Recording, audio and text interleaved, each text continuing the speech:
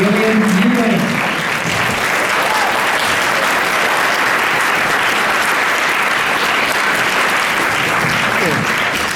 Thank you guys so much for taking in that. So, like I said, it's like everybody's dream to be able to show it to an audience here at Sundance and stand on a really tall stage. But my brother, who I wrote the script with, and David Frigerio, who I wrote the script with, the other two writers are here, so might as well let them stand on the stage as well.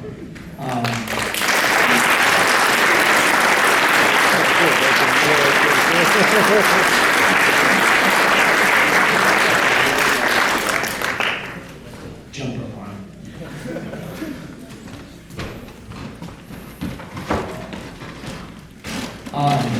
Focus came on this project super early. Like we didn't get acquired at the festival or something and then put their name at the start. They, when it was Film District, they had sort of come to the project and said they didn't really give us much money or anything like that, but they said they'd help us with distribution. So big thanks to them. Big thanks to my family, who a lot of them are here tonight. David's family's here tonight. So it's just really special for us and humbling to get a share of like all this work with you guys. So thank you so much. Yeah, any crazy questions? The so-called antiquated technology in the underground facility, is that a tip-off to the audience or tip-off to the character? Yeah, just lots of tip-offs throughout the film, obviously. So yeah, maybe certain things, if they look silly or whatever, it might be because they are silly.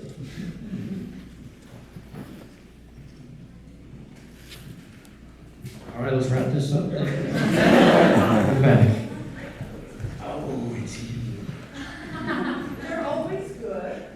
About the casting process, how you got people, and since it was, I'm not going to say it was like The Matrix, because it wasn't, but almost being trapped within that world, was there any, did you purposely cast Lawrence Fishburne because of that, or?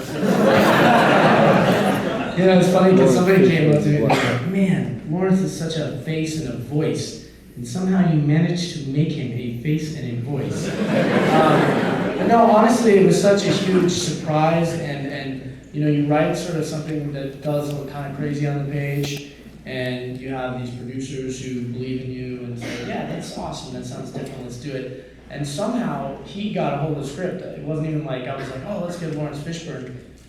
He just, they said, you know, we've been sort of pushing it around, and he had an interest. And then the second I said that, I was like, oh man. Then you just like go to sleep every night, staying awake, going like, oh, I hope, I hope he wants to do it, you know. And then I get a call, and there's just this like big voice on the other end. Like, William, I read the script and I love it, you know.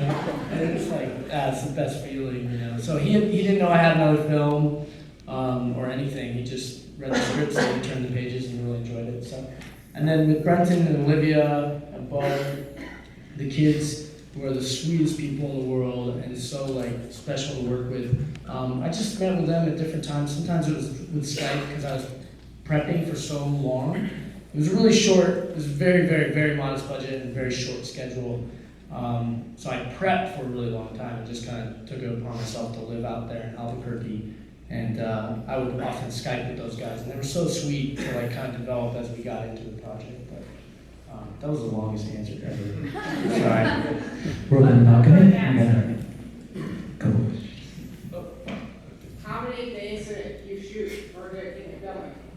27 days. I have a question. Did you have to change your like special effects or anything from the script once you got on location, and had like technical or logistical challenges that forced you to change the script a lot?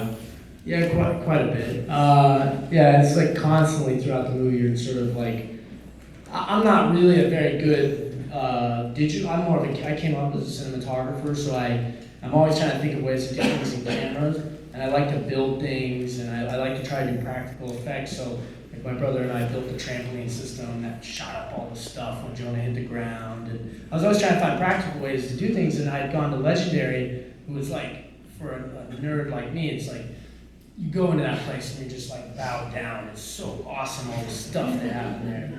Like you're just like, I went to them and I was like, I have no money. will you make me some legs and some arms?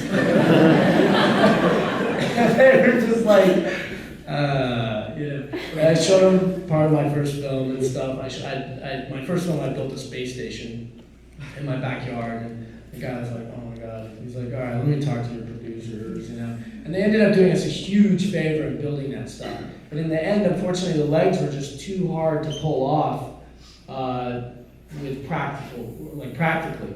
So we ended up using our prosthetics as tracking devices to do it in visual effects. And Spin VFX up in Canada did like an amazing job. And then they just gave me rules, like really intense rules of how to do this on a budget. And that was like, I was never allowed to like tilt and pan the camera. I could only like pan the camera, or there was all these little cinematography rules I had to stick to get this done on our budget. So up top. So like the lady in the car and the bus driver, were those other humans that they were doing tests on, or were those like aliens trying to recreate humanity?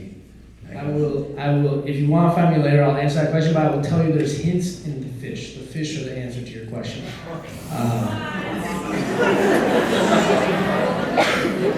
What is that?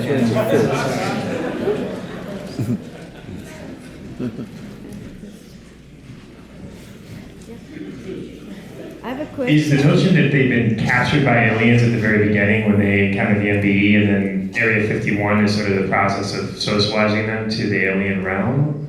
And when do they leave Earth? Is Area 51 still on Earth, or is that in the alien realm? Yes, all of that. Is that your question?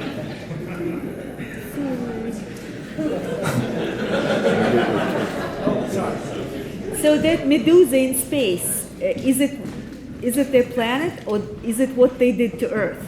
That last scene where there's like that's just like a jellyfish. Sort of like I love the movie Powers of 10, and I love the idea that things could be infinitely bigger or infinitely smaller. So that's just sort of like pulling out further and further from their ship. Oh, that's their ship. It might be a ship. I don't know what that thing is. It's so big. As long as you don't know. I started to think of what it was, but the idea was so big I couldn't fit it on the screen, so it sort of just keeps pulling out. Russian nesting dolls.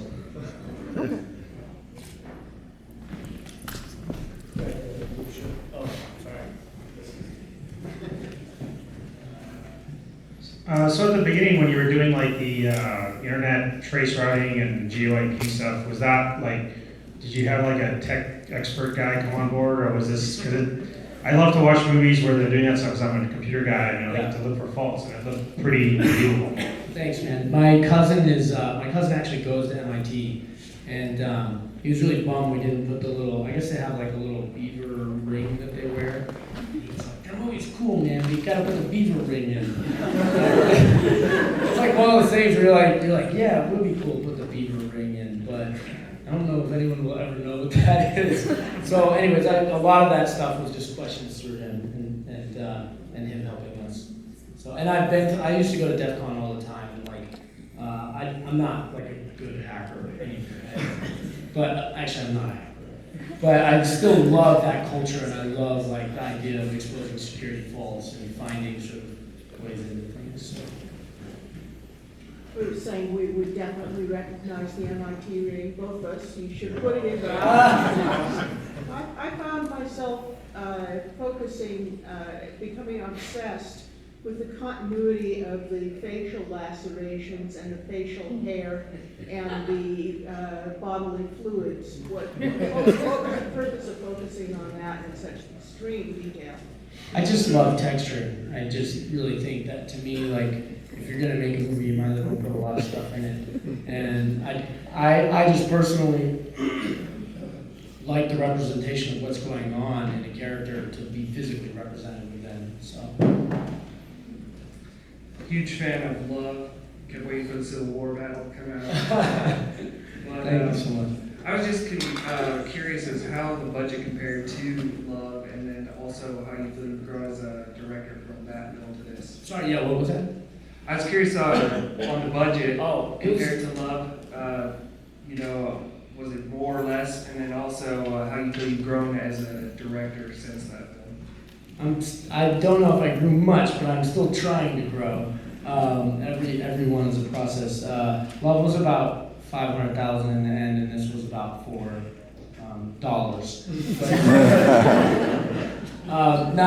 You learn so much. I think on this one, what I learned the most was, in the writing process with my brother and David here, is that like when you create stuff, it's like you're talking to the tip of a megaphone, and by the time you actually get it out there and get involved in it, it's like it comes out of the megaphone so differently than what you expected. But I think the main thing I learned on this is, Love I did by myself basically, and my brothers would help me build some of that stuff, and that was a really lonely sort of like weird journey for me. And this was a lot of teamwork and a lot of like working with a ton of people in a very short schedule with very limited funds and everyone saying no all the time. And so when you're by yourself, like you're the only person who really says no to you, and you know how much money's in your pocket, But when there's a grand scheme and a big film happening, you're constantly at the whim, like you're sort of like trying to gauge where different people are at and whatnot. And I think the best thing I learned from this was just that, these films take so long and they take up such a chunk of your life that you really gotta love what you're doing. And I feel like the things in this movie were sort of made for the 17-year-old version of me, So it's fun to be able to do that. I love the movie. Can you tell us about how the idea started for it? Something maybe you talked about as brothers growing up, or did you want to make a movie about human will or aliens, or how did that start? I sort of feel like I'm always torn between trying to do something special emotionally and then also just doing something fun. And so there's always sort of tug of war with me in that sense.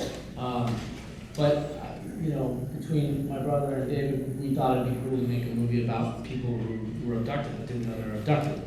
And getting into that process and figuring out who these characters are, I was thinking a lot about the idea of technology and where we are today and how things, as they become more logically driven and more technologically based, like ones and zeros. I wanted to have this character who is struggling in their life with sort of trying to be logical, because he thinks that's a stronger way to think. He thinks to be logical, to make yes or no decisions and to push his emotional stuff away would make him a stronger person. And I think I wonder if down the future as we progress and things happen, are those logical choices going to become so simple and mundane that you just wake up and you eat to survive and you live for 1,000 years, but you don't have any emotion, because emotion is gray and it's wasteful and it's a zone that creates crazy things sometimes. But I sort of thought it'd be interesting to try to show that maybe emotions are one of the strongest things that empower us as humans, and that they've led to some of the greatest things about humanity. Sort of making a decision on feeling as opposed to a logical answer. So, anyways, I'm sure you're oh, I didn't get that from but anyways, it's just something that's always been interesting to me. You never really showed how the main character lost the legs, lost the ability of legs. Was that purposeful, or did you just, couldn't fit in? Why? Yeah, it's just, you sort of have to make creative decisions about how you're going to tell a story and whatnot. So, anyways, the answer's in the fish, fill in the gaps. Excuse me. Did the aliens use fish brains for those humans? Yes.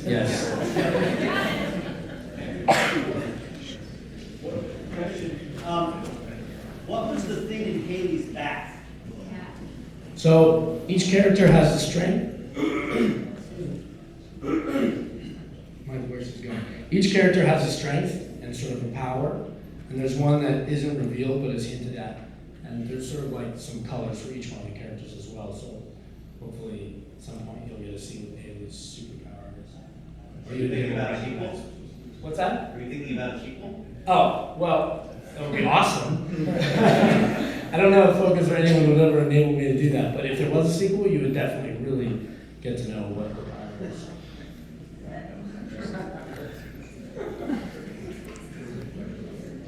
I guess that's probably about it. That's probably a good one to end